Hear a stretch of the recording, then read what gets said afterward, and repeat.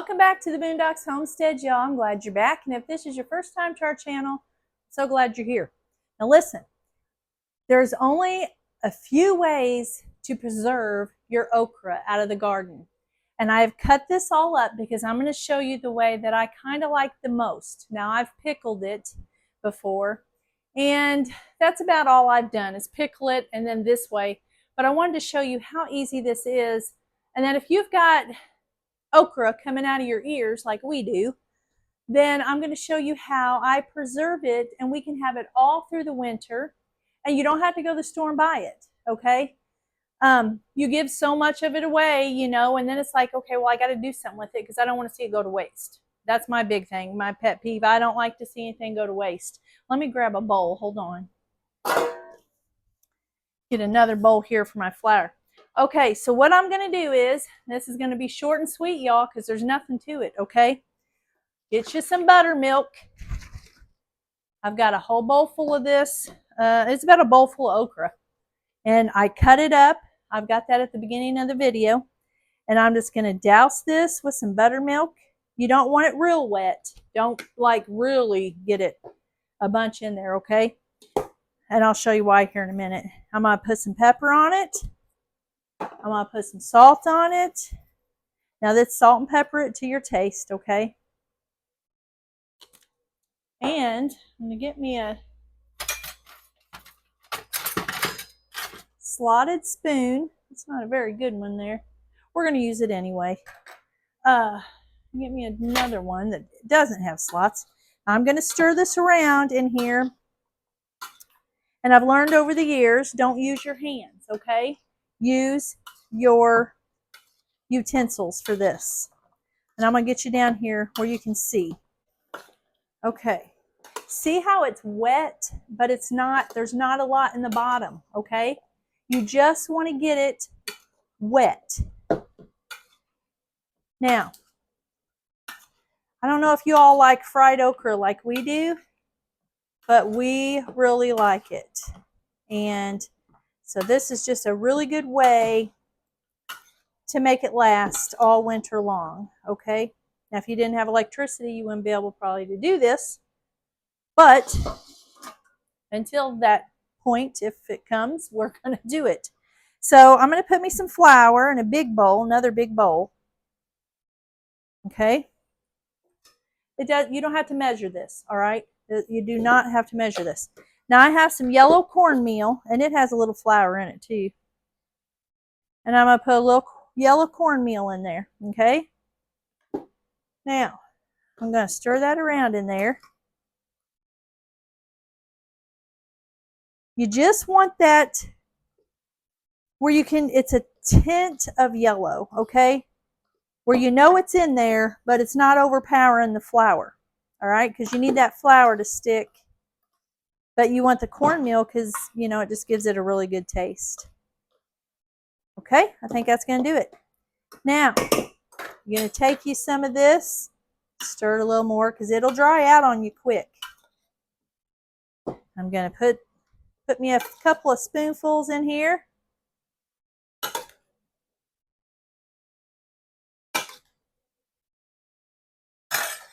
And I'm going to stir it with this spoon.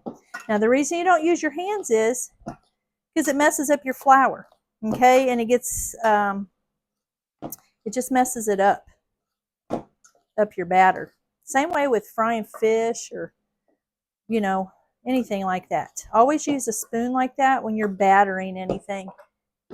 It works a whole lot better. Now, I'm going to get me a big pan. Huge pan, okay? Want that battered real good. Then I'm going to grab me one of these. If you don't have one of these, I guess use the biggest slotted spoon that you would have, okay? Because you're going to shake that flour out of there. And you're going to lay these on this cookie sheet or pan, whatever you got, okay? Because you don't want to put all your flour on there. And again, if you use your hands, then it's going to take some of your batter off of your okra.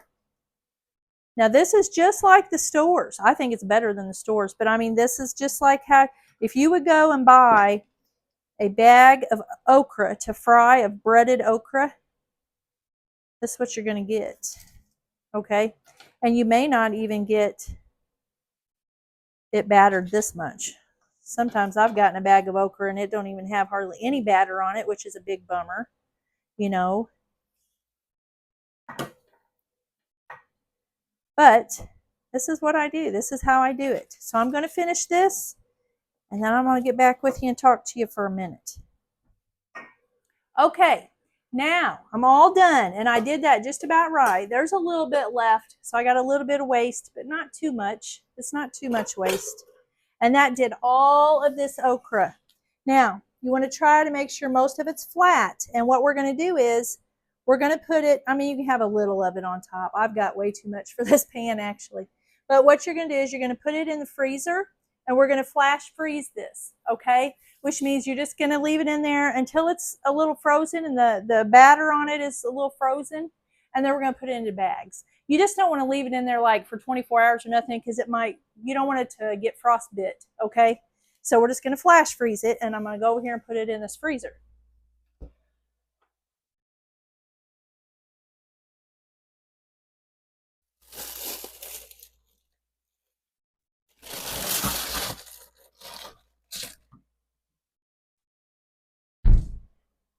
Now, if you're thinking, well, Chris, I don't have a freezer that big, and I don't have a pan that big, and I don't have, you know, enough room to do that, that's okay. Do it in small batches. Use a small, just a regular cookie sheet, and do it in small batches. It's okay. Do a little bit at a time, and you'll get it done. It isn't going to take that long. So that's going to make probably, we'll see, but I think that's probably going to make about 4 to 5 quart-sized bags. I'm thinking. I could be wrong, but I think that it will. So that's 4 to 5 meals that we can have okra when I fix fish or when I do anything. You know, I don't even have to fry any food to, if we just want fried okra, I just pull it out and I put a little oil in the pan and I heat it up and I fry it. And it's good. You know, we grew that and we know what's in it, and it's going to be good. It's going to be good. So I'm going to go ahead and get off here. I got some more stuff to do.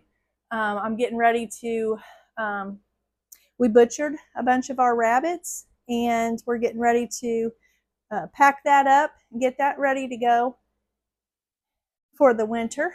And then I got some other stuff to do. I've got all those tomatoes over there. I'm going to make some homemade rotel. I'm going to make some rotel out of that. And I probably got some more out in the garden. We're just getting the little ends of the stuff, you know, out of the garden. But that, not the okra. The okra is going crazy still. And so I'm just going to make some bags and have it, okay? So stick around and we'll see how many bags we got here in just a little bit, okay?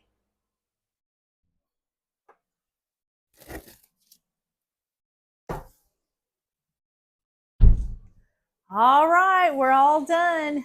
Ready to package up and put in the freezer for the next couple of seasons. So it's pretty hard, and my batter, or you know, that I battered it in, is sticking to it. So we're going to go ahead and package these up and see how many we get. And that's about all I put in a bag. Well, it's almost full. That's really too much for us, because it really, we don't like it left over. So I might not put as much in the next one, because that's a little much for us. I tell you what, it is so hot out there. It's 101.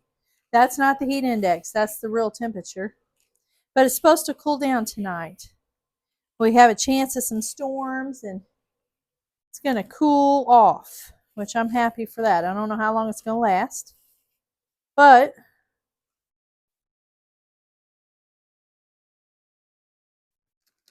think about right there.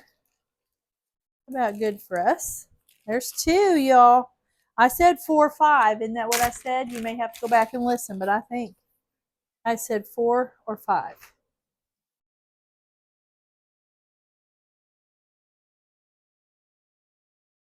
And you want to just get with this, you know, because the longer it sits out, it'll start unthawing. And then you'll have a mess on your hands, okay? Maybe just 4. I think just 4 maybe.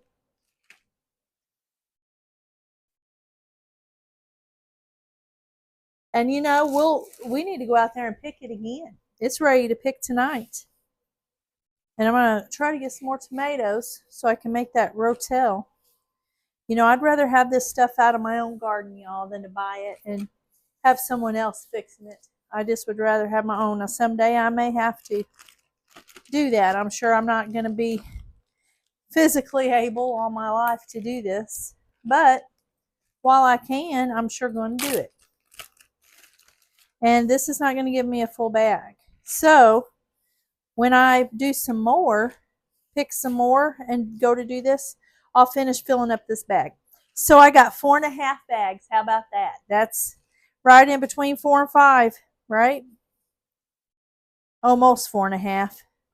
That's it. And then I just put them in the freezer and they're ready for me to pull out. Just no different than if you go to the store and buy you a bag of them, okay? It is different because it's yours and you grew it and you know what's on it, and it's a lot better than the store. Okay, so I'm just going to put these in here. I'm not going to mark them because we'll have this ate before next year. So I'm just going to put it down here for right now. And there you have it. So I hope you guys will do that if you have a lot of okra, or if you don't, maybe you know somebody that does have a garden and they're like, I have got okra coming out of my ears, and you'd be like, I'll come pick it if you share. I'll come pick it. If I'll take that right off your hands. Okay. Don't expect them to pick it and batter it for you. Y'all do it yourself. You do it. If they're going to give it to you, you batter it and put it up. Put it up for you for the rest of the season. Okay. So I'm going to get off here, wash my hands. I got to go help Tim feed. And I think that's about all I'm going to do tonight. We got school starts tomorrow. I'm sorry I didn't get this video on this morning. I've just had a lot going on. Had to run my route and do some different stuff. So, but I'll try to come back tomorrow. I'm going to be doing something. It's either going to be canning rabbit, or it's going to be making rotel, or it's going to be both in between my bus route. So hopefully, Lord willing, I will see you all tomorrow.